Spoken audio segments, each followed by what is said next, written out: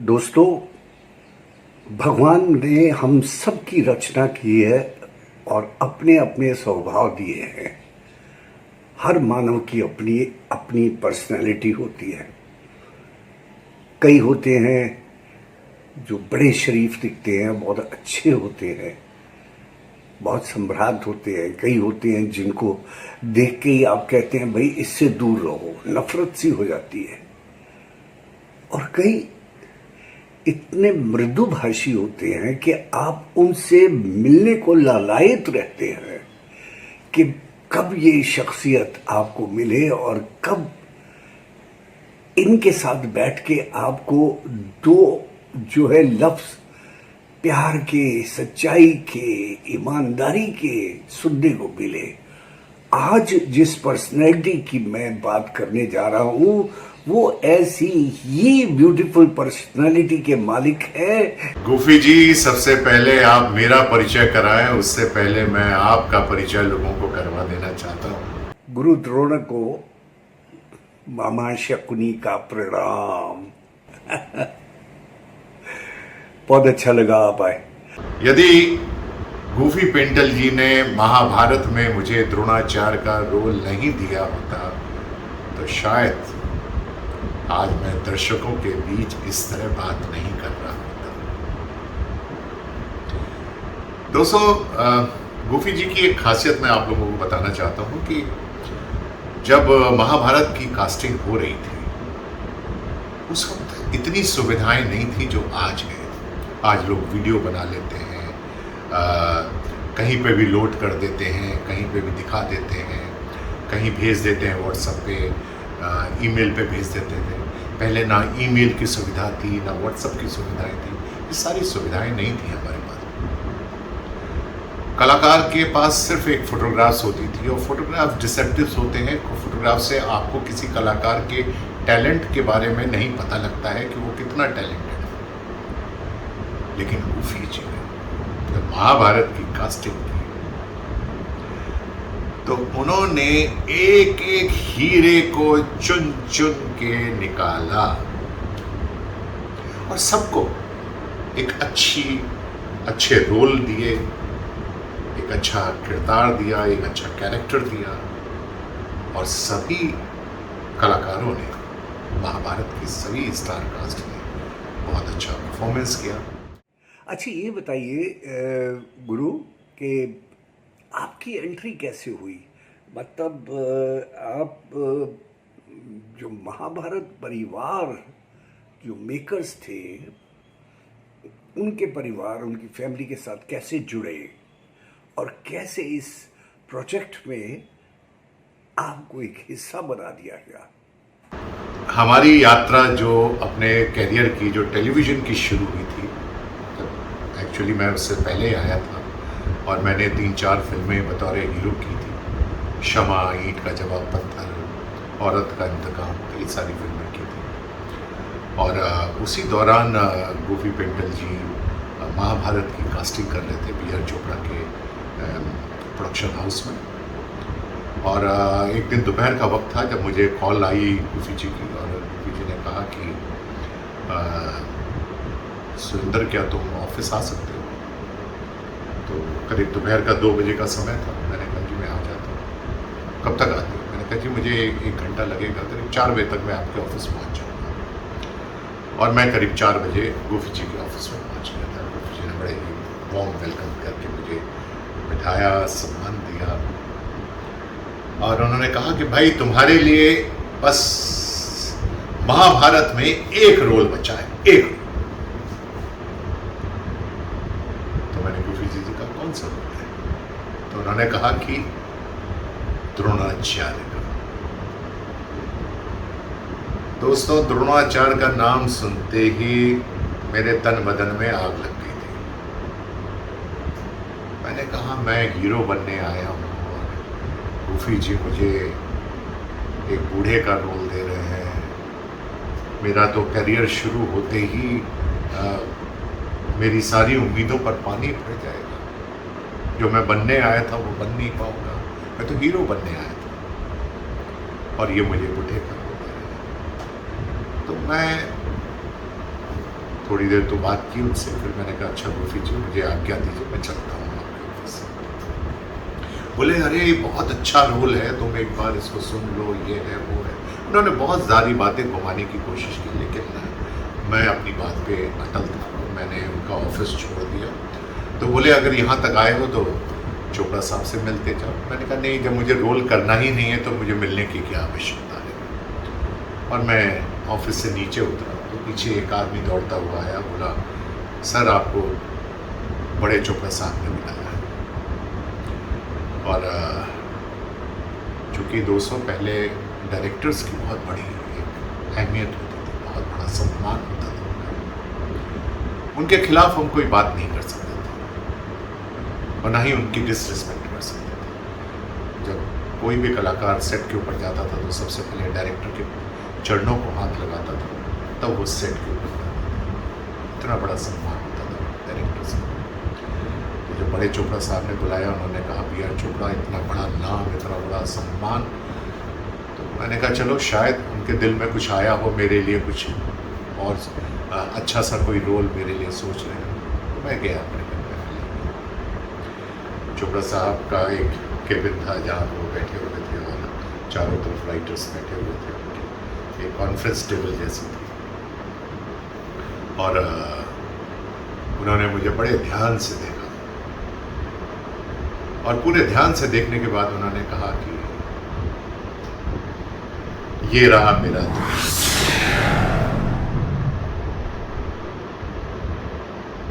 तो मैंने कहा चोपड़ा साहब से, सर मैं बुढ़े की भूमिका नहीं निभाना चाहता हूँ।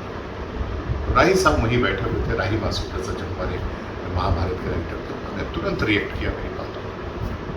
बोले क्या कहा? द्रोणाचार्य बुढ़ा नहीं था, आर्मी का जनरल था, जनरल। आप पढ़े लिखे हैं? मैंने कहा जी ग्रेजुएट।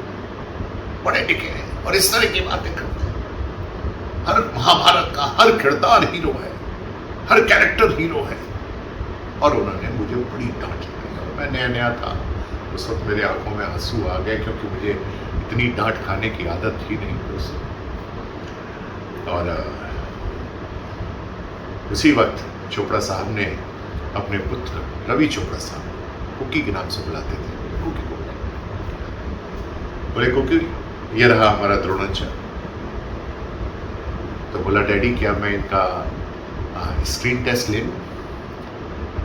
तो बड़े चोपड़ा साहब ने बोला कि रवि स्क्रीन टेस्ट की क्या जरूरत है, ये तो द्रोणाचार्य लग रहा है। और उन्होंने मेरा स्क्रीन टेस्ट लेने से मना कर दिया। शायद महाभारत में पहली एक ही कैरेक्टर था जिसका कोई स्क्रीन टेस्ट नहीं हुआ था। और मैंने चोपड़ा साहब से कहा भी कि मैंने कहा आपने मुझे क्यों चुना इस पूरे रोल में? तो उन्होंने कहा कि महाभारत की जितने भी किरदार हैं वो सभी हीरो हैं, अपनी अपनी जगह पर सब हीरो हैं। दुर्योधन अपनी जगह पे हीरो है, मामा शबरी अपनी जगह पे है, भीष्म अपनी जगह पे है, कृष्ण अपनी जगह पे है, अर्जुन अपनी जगह पे है, कर्ण अपनी जगह पे, सब अलग अलग जगह पर हीरो हैं। और मैंने उस वक्त थोड़ी सी आर्थिक तंगी भी थी और उसको इसकी वजह से मैंने हाँ कर दी। और इस तरह से महाभारत में मेरा विलय हुआ। और दोस्तों मैं एक बात और बताना चाहता हूँ, गुफी जी भी शायद मेरी इस बात से पूरी तरह से सहमत होंगे। गुफी जी, किसी ने भी नहीं सोचा था कि महाभारत इतनी पॉपुलर होगी कि हिंदुस्तान की सड़कें सन्नाटा हो जाएंगी जब महाभारत टेलीकास्ट होगा। ये हम में से किसी ने भी नहीं सोचा था कि हमारे हाथ एक ऐसा नायाब खजाना लग चुका है, और वो भी जो हमारे पुरखों की धरोहर है। और ये इतिहास आप अगर पीछे जाएं तो 5000 साल पुराना है, पुरातत्व विभाग का। और ये खजाना हमारे हाथ लग चुका है। ये हमें किसी को ज्ञान नहीं था जब हम बना रहे थे महाभारत, और पता ही नहीं था कि लोग इतना प्यार देंगे। तो मेरी यात्रा यहीं समाप्त नहीं हुई महाभारत की बात, बल्कि यूं समझिए कि एक हमारा जो स्ट्रगल है वो खत्म हो गया था। और उसके बाद एक नया चैप्टर, नया इतिहास और नई इनिंग मेरी शुरू हो गई थी टेलीविज़न के द्वारा। करीब अभी तक 10,000 एपिसोड मैं कर चुका हूँ। विभिन्न प्रकार की भूमिकाएं की हैं। महाभारत के बाद मुझे दूसरा सीरियल मिला था चाणक्य के बाद चंद्रकांता के बाद जी हॉरर शो के बाद मुकेश खन्ना जी के साथ शक्तिमान में किले विश की भूमिका भी मिली मुझे। और फिर तो बस यूँ समझिए कि शायद मेरे करियर की शुरुआत हो गई थी टेलीविज़न में। लेकिन दोस्तों, मैं एक घर को कभी नहीं भूल सकता हूँ, और वो PR फिल्म्स का घर, जिन्होंने मुझे उसके बाद ही महाभारत के तुरंत बाद मुझे एक बहुत ही खूबसूरत शो चुन्नी दिया था, जिसके डायरेक्टर थे हमारे गुफी पेंटल जी। गुफी जी ने बहुत बढ़िया काम किया था चुन्नी में, और चुन्नी ने भी चारों तरफ हंगामा मचा दिया था। महाभारत के जहाँ सेट लगा था हमारे फिल्म सिटी में, उसके बगल में ही चुन्नी का भी सेट लगा हुआ था। और मुकेश खन्ना, सुरेंद्र कौर, बहुत सारे अच्छे कलाकार उसमें थे।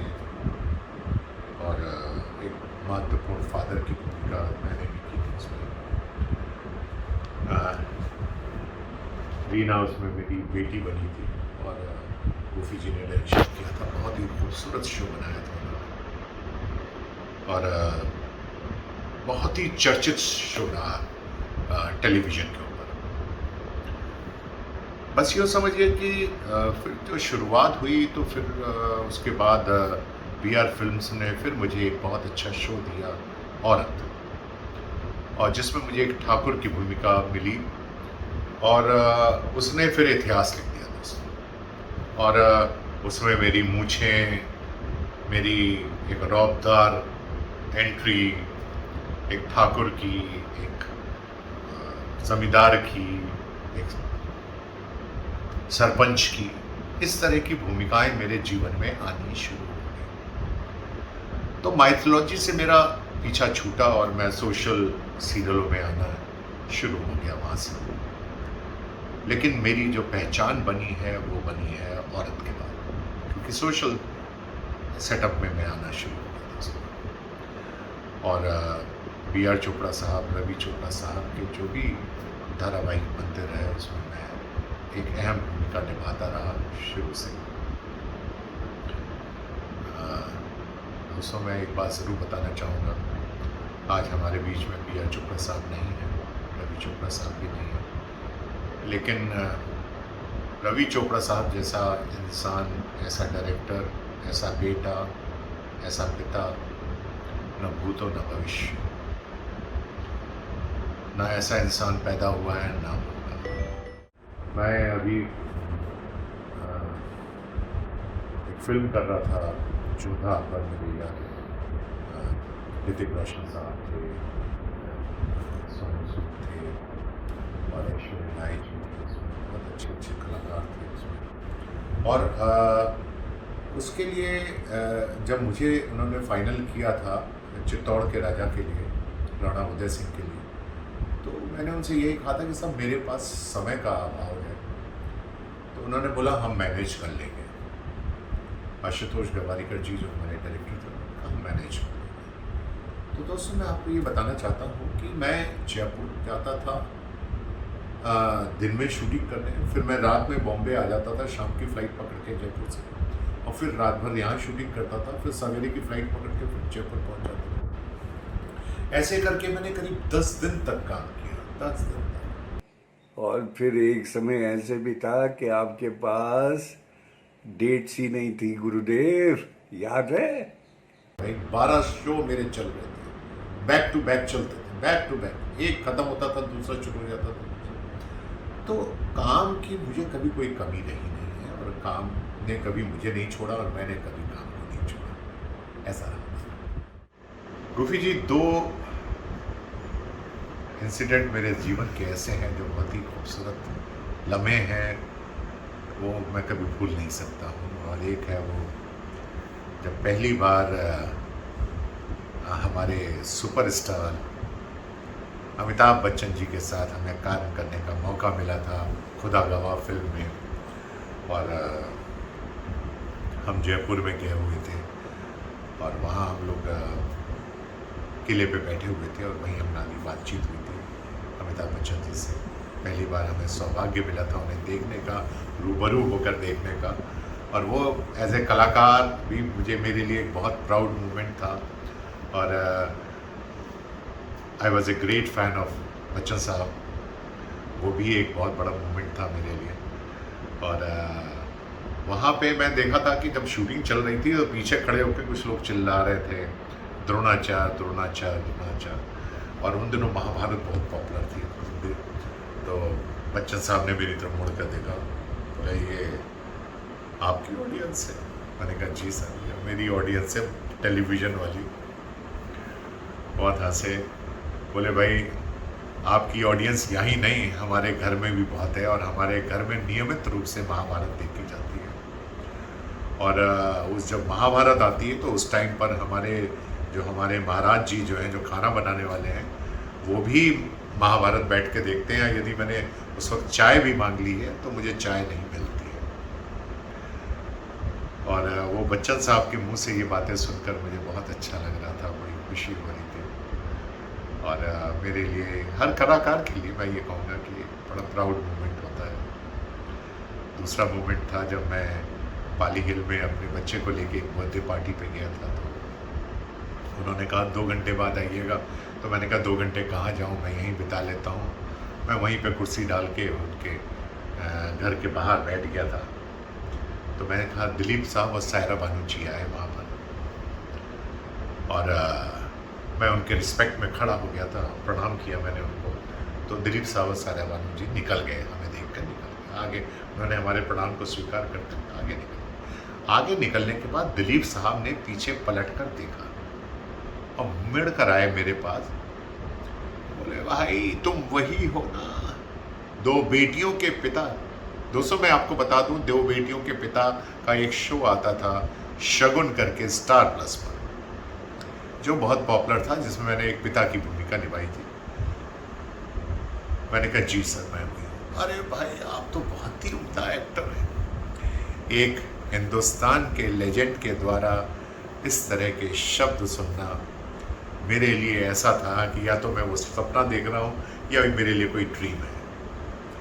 इतनी देर में सायरा जी भी वहीं आ गई, बोले भाई ये शगुन का एक शो भी मिस नहीं करते। जैसे ही शगुन आने का टाइम होता है ये कहते भाई वो शो लगा दो। और वो दिलीप साहब का सबसे फेवरेट शो था।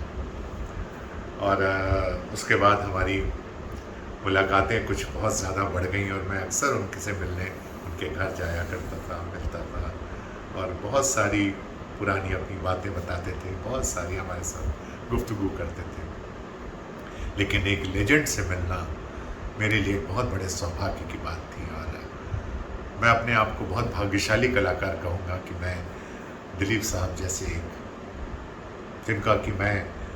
जिनको हम देख कर बड़े हुए हैं और आज उनको रूबरू होकर देखना, उनसे बातें करना, उनसे मुलाकातें करना। सायरा जी भी एक बहुत ही अच्छी महिला है और बहुत ही अच्छी कलाकार है, बहुत ही अच्छी धर्मपत्नी है और उन्होंने बहुत अच्छी देखभाल की है दिलीप साहब की। और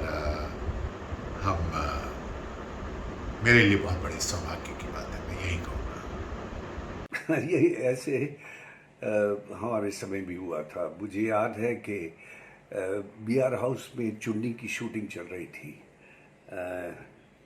आई थिंक सुरेंद्र कौर, गिरजा शंकर, मयूर, इन लोगों की शूटिंग थी। और हमारे पड़ोसी में पाकिस्तान के कुछ टॉप के आर्टिस्ट वो आए हुए थे और वो हिंदुस्तान की अलग अलग यानी बॉम्बे की अलग अलग फिल्म कंपनियों में जाके और शूटिंग देख रहे थे। तो इत्तेफाक से वो हमारे यहाँ आए करीब 12 बजे और 12 बजे आके उन्होंने हमारे साथ बैठ के शूटिंग वूटिंग देखी।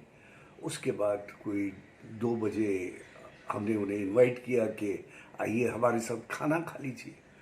तो खाना खाने सब बैठे और वो मेहमान थे, उसमें कुछ पाकिस्तान के हीरोइंस भी थी और कुछ हीरो भी थे और बहुत टॉप के मतलब कलाकार।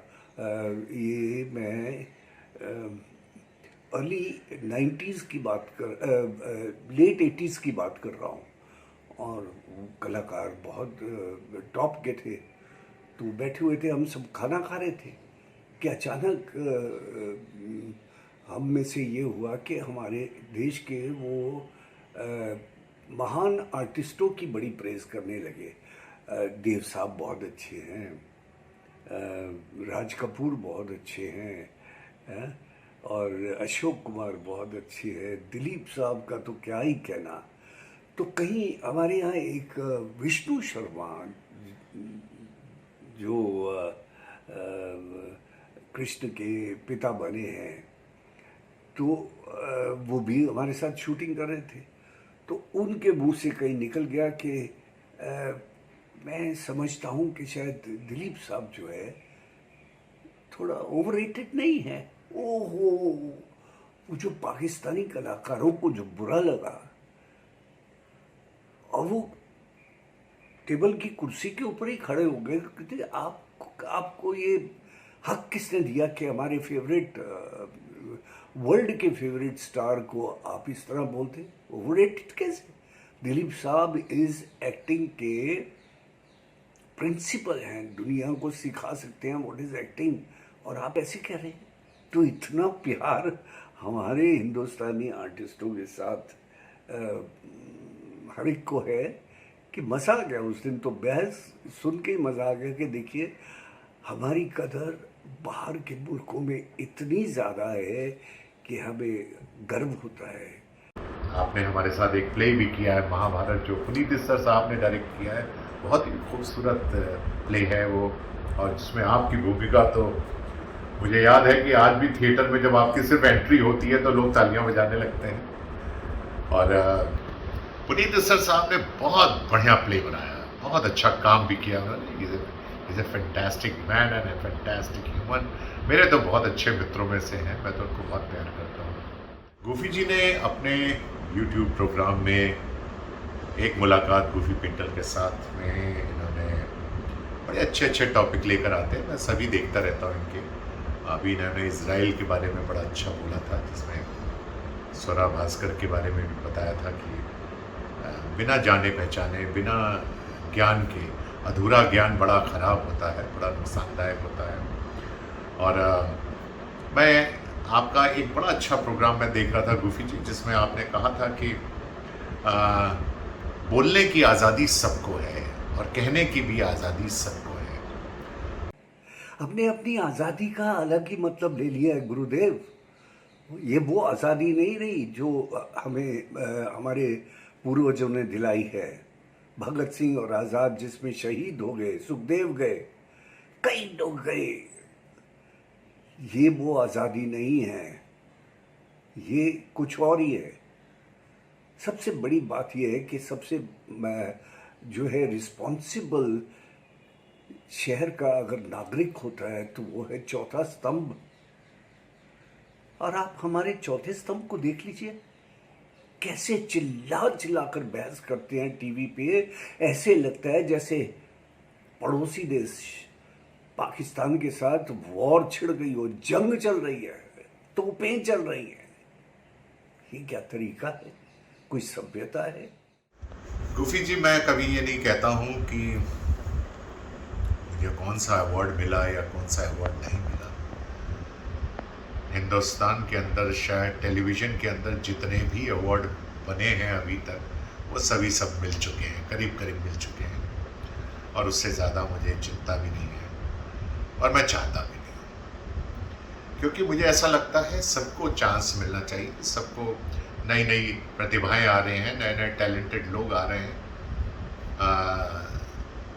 सबको अवार्ड मिलना चाहिए, क्योंकि नई प्रतिभा को आगे बढ़ने के लिए एक सम्मान है। अवार्ड कुछ नहीं है, एक सम्मान है जो आपको दिया जाता है। और मुझे ऐसा लगता है कि हम सभी को अपने जीवन में आगे बढ़ना चाहिए। कभी हमें विराम नहीं लगाना चाहिए। अभी भी मुझे ऐसा लगता है कि मैं तो सिर्फ सीख रहा हूँ, और यही कारण है कि जब मैंने इस लंबी चौड़ी 32 साल की टेलीविज़न की यात्रा के बारे में जब सोचता हूँ, तो मुझे कभी ऐसा नहीं लगा कि मेरा सबसे अच्छा शो महाभारत था या उसके बाद मैंने शो नहीं किया। उसके बाद भी शो करता रहा, और हर शो में मैंने कुछ ना कुछ सीखता गया, कुछ ना कुछ करता गया, अपने लिए आगे बढ़ता रहा। और मेरा एक शो और मेरे लिए मेरा बड़ा फेवरेट शो रहा है। महाभारत के बाद तो मैं यही कहूँगा, शक्तिमान मेरा एक किल्विश का जो रोल था वो बड़ा ही फेवरेट रोल रहा मेरा। और आज भी बच्चे मुझे, मैं कहीं भी अमेरिका लंदन में जाता हूँ तो लोग किल्विश को बहुत ज़्यादा पहचानते हैं। लेकिन आज एक बार फिर देवों का देव महादेव ने मुझे एक नई दिशा, एक नया स्टेज, एक नया मंच फिर से दे दिया है। फिर से काम करने की शक्ति मेरे अंदर बढ़ गई है। कलाकार कभी बुढ़ा नहीं होता है, कलाकार आगे बढ़ता रहता है। कला की कोई सीमा नहीं होती है, कला अनंत है। तो दोस्तों, ये थे हमारे आज के खास दोस्त, खास मेहमान, आदरणीय सुरेंद्रपाल जी और गुरुदेव द्रोणाचार्य। उम्मीद है आपको ये बहुत पसंद आया होगा। अब हाथ जोड़ के आपसे प्रार्थना है कि आप अपना और परिवार का ख्याल रखिए। मास्क लगाना मत भूलिए, हो सके तो 2-2 मास्क लगाइए।